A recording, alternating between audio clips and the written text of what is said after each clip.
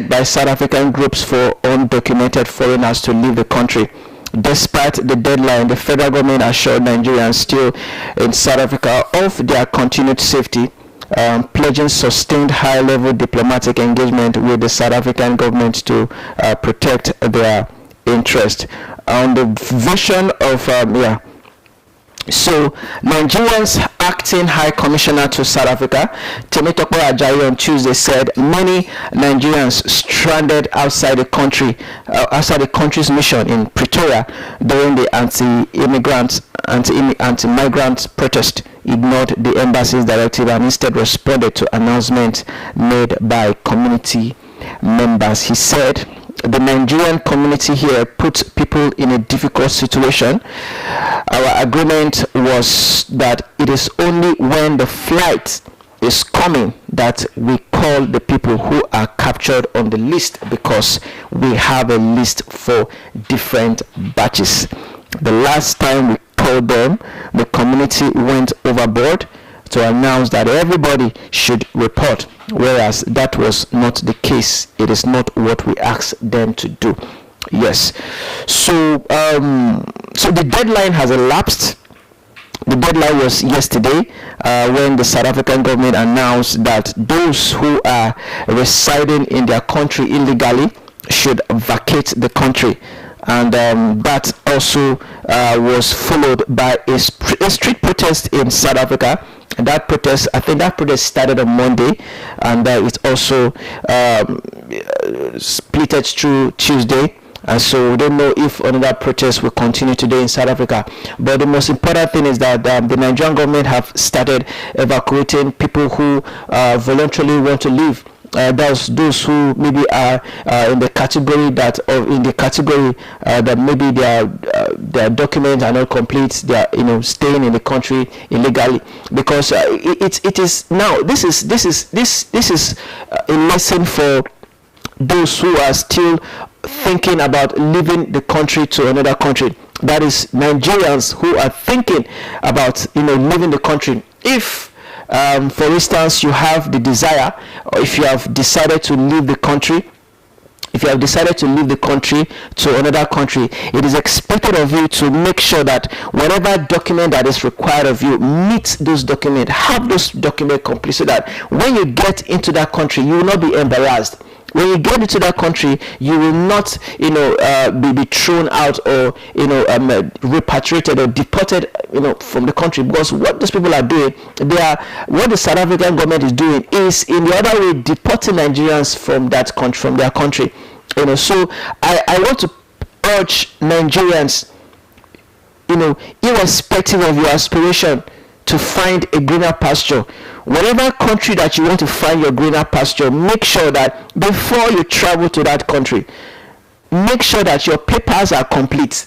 Do a due diligence. Go to the embassy of that country in Nigeria and ask them, what are the documents I need to possess, I need to have, to make me, so that when I get to your country, I will know that yes, I have fulfilled all requirements of staying in your country. So Nigerians should do due diligence, because we are a country, we are people whereby we do things haphazardly, and when we are caught up, we'll be blaming the government, we'll be blaming the country that we are in. But South Africans say that they have a standard, and you must stick to that standard. You cannot be residing in another man's country illegally, and that country will allow it. Things have changed.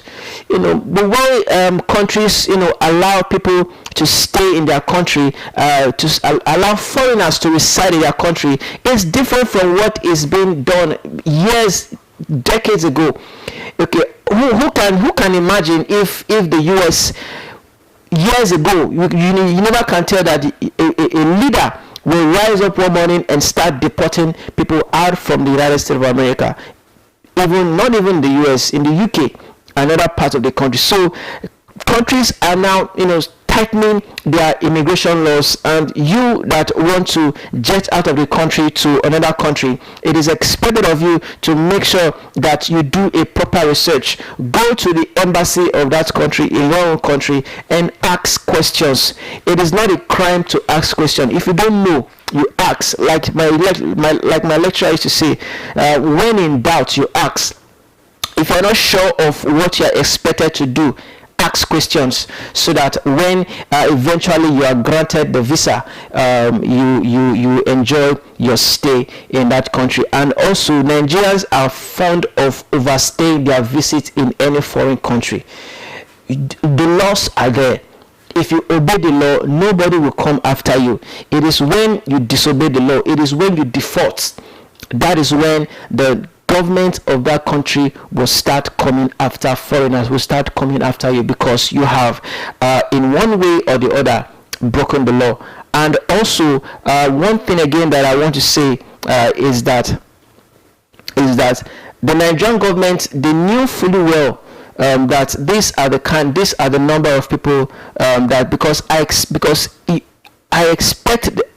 I want to believe that the South African government might have written to the Nigerian government that this is what will go on in our country. Please ensure that you provide the necessary arrangement so that you can lift your people out of the country. I want to believe that the South African government might have communicated to the Nigerian government, and due to the lapses, due to the improper arrangement, on the side of the federal government that has created these lapses, there are still more Nigerians that are in South Africa that still want to leave. But due to this staggered flights, evacuation, that has triggered what is going on now in the country. IBK. Yeah, good morning. Good morning.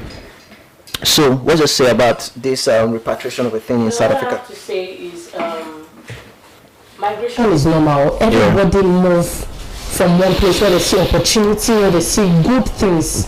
So I actually feel Nigerians migrating to South Africa, they feel they see a better opportunity there. That is why they go there to stay there. Even South Africans, they migrate to other countries.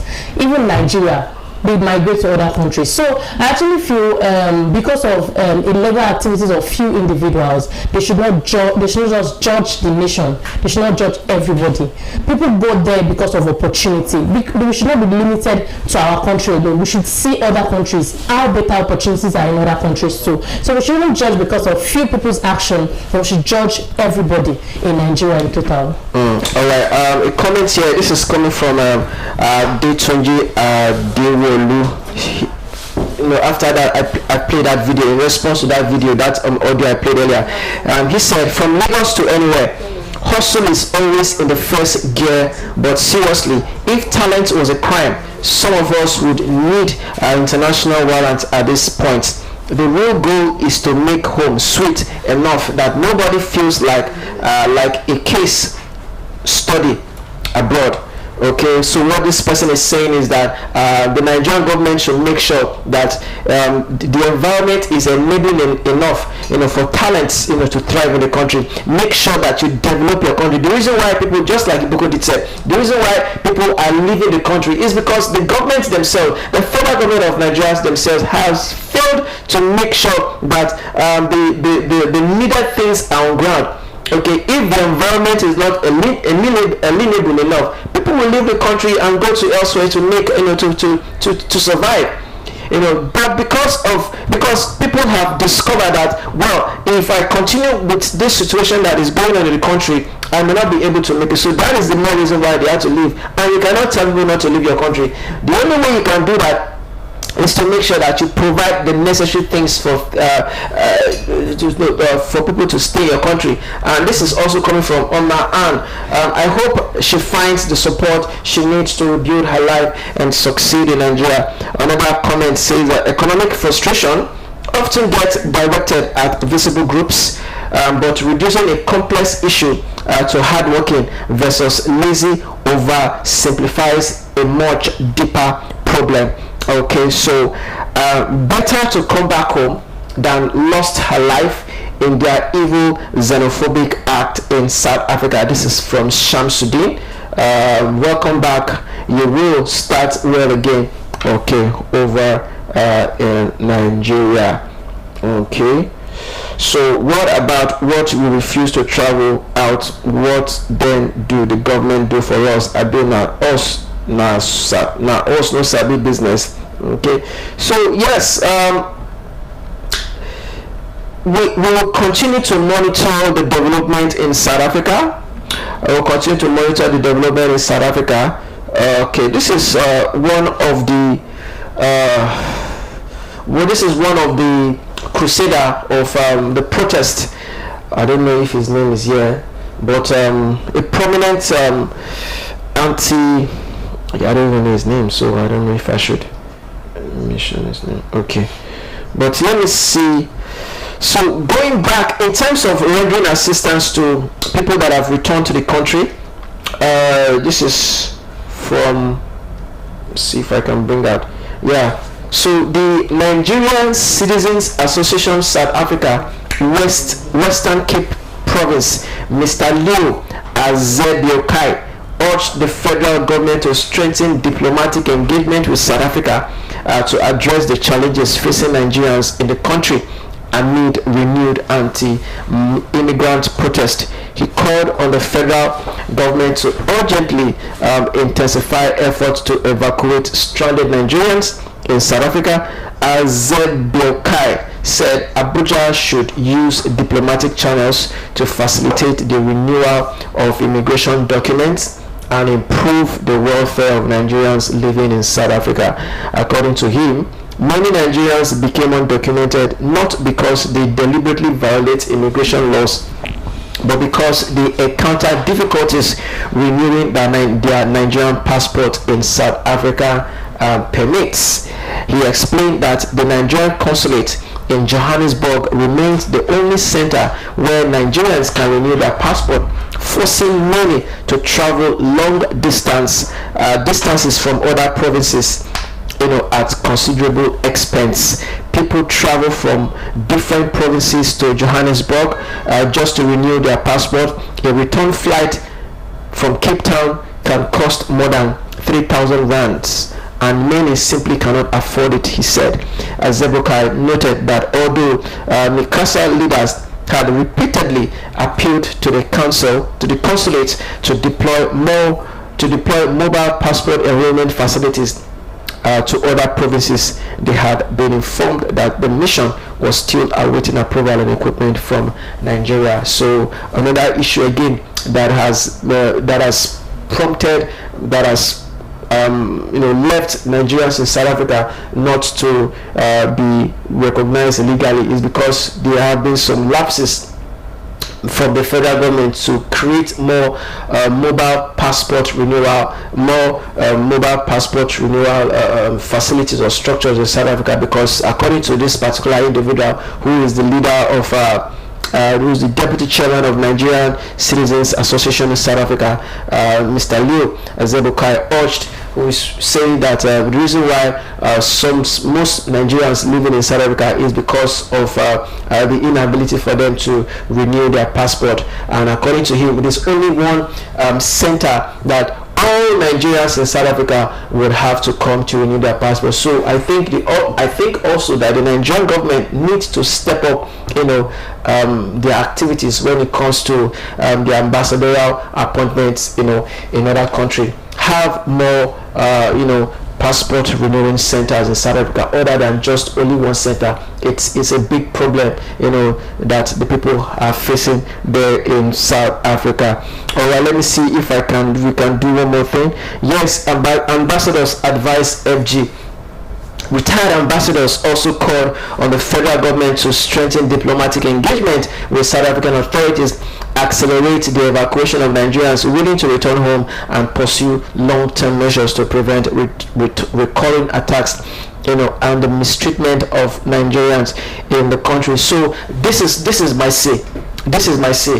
If there had been a good bilateral relations, between diplomatic engagement, good diplomatic relation between Nigeria and South Africa, what is going on to Nigerians in South Africa wouldn't have escalated, despite the fact that yes, the South African people, they still have to be blamed concerning this. But if the Nigerian government had established a robust diplomatic relation with South African government, this wouldn't have come to play. Because I said earlier, I still want to believe that the South African government had maybe to an extent informed the Nigerian government what it is about to do.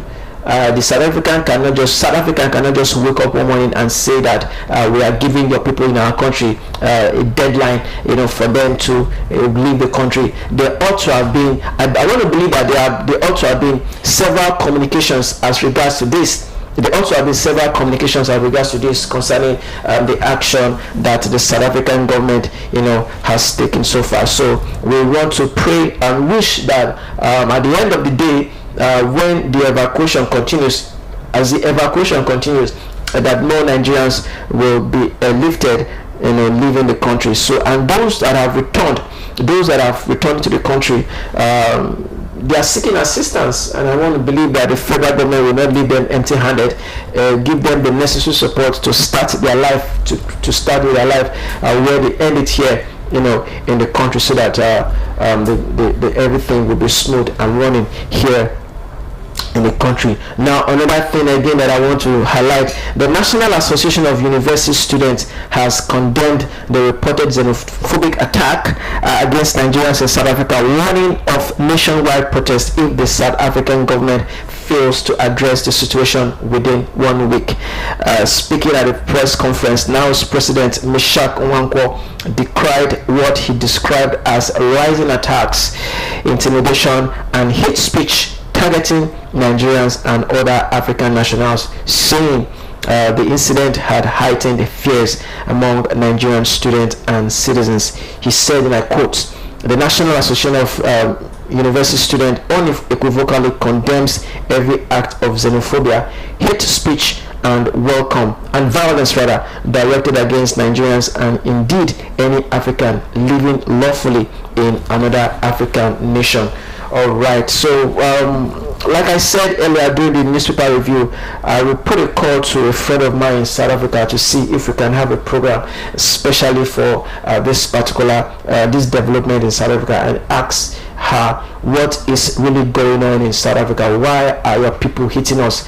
I want to believe that what gave rise to this hate, South African hating Nigerians, is because this has never happened before. Yes, there have been xenophobic attack. This has never happened before. I want to believe, I don't know, I stand to be corrected. It is when this big brother Africa of a thing started, because a lot of people might not know. It is when this big brother of a thing started. I think that was when this hatred started coming in. This hatred started emanating. Remember, during the previous editions of Big Brother Africa, we've had like 3 Nigerians that have emerged winner when South Africa hosted that Big Brother edition. 3 Nigerians have emerged winner. I think the first person that won was Kevin. The second person that won was Uti, and I think another Nigerian too, won that Big Brother. Lekon. Yeah, Lekon. Yeah, Lekon. But that Lekon was hosted in Nigeria, not in South Africa. Lekon was in Nigeria. Okay. Yeah, Lekon was in Nigeria. So I think now and the organizers of that Big Brother Africa, they've remained silent when they notice that there's this hatred is quietly, gradually creeping in. So they now devise a means to separate that Big Brother of the thing. So South Africa now has their own Big Brother reality show in Zanzibar. Nigeria to have their own Big Brother Niger. So the last time they did it was that was never, they stopped it. So let's keep our fingers crossed to see how the South African government will manage this so that it will not escalate. Another thing again that I'm worried about is the economy of South Africa. is the economy of South Africa, because most businesses now have been closed down. Most businesses in South Africa operated by foreigners have been shut. So we hope that everything comes, is resolved and addressed by both countries here in Africa. Any last word from you? Yes, what I just want to say is beyond evacuation, we should just feel like the government of South Africa should just make sure we're solving the issue, not just evacuating. They should just make sure that the innocent individual are not involved, because now it is now affecting everybody, which is the Nigerians in South Africa. All right, Lagos, that is how far we can go this morning on Overt Radio Wake Up Conversation. By 9 o'clock I have something for the political updates here on Overt Radio. Don't go anywhere. Sorry, 9:15 I will be back here for political updates. All right.